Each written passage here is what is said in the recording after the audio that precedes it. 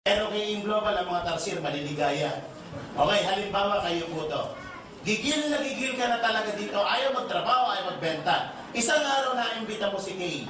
Alam mo ito si Kay Potential. Kalahi siya nito ni Halimaw. Saan mo ilalagay si Kay? Kay Halimaw o kay Tarsier? Ito mo siya, ilalagay mo siya dito.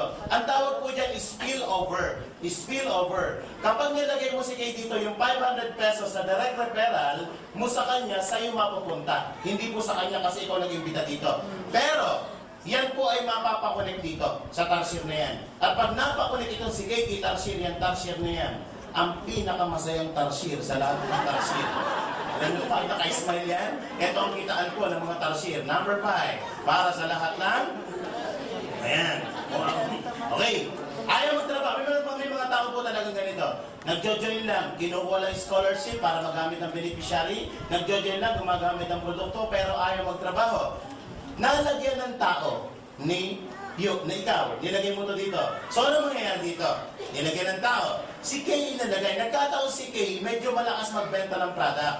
Lahat ng ibebenta ni Kay ng produkto, 5% aakyat po dyan. Yung 5% mapupunta sa'yo. So, yung benta ni Kay, 10% ng paghahatian yung dalawa. Maganda po ba? Eh, paano ko ito si Kay nagpalaki ng grupo? Up to 10th level, ng grupo ni Kay, ni 5% na aakyat dyan. So, maganda po ba o maganda?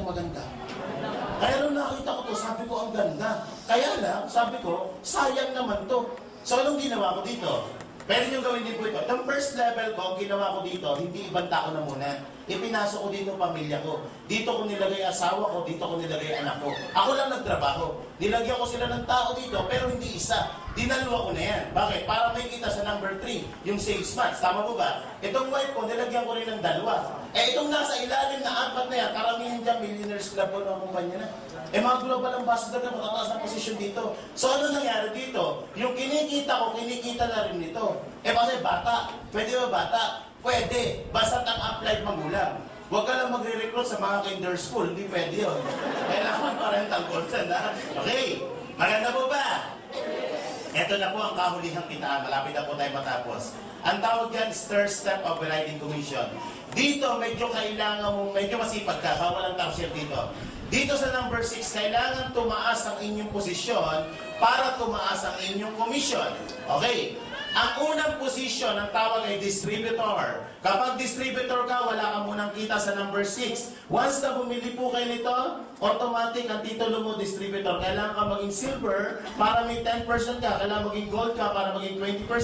Kailangan maging global ka para maging 30%.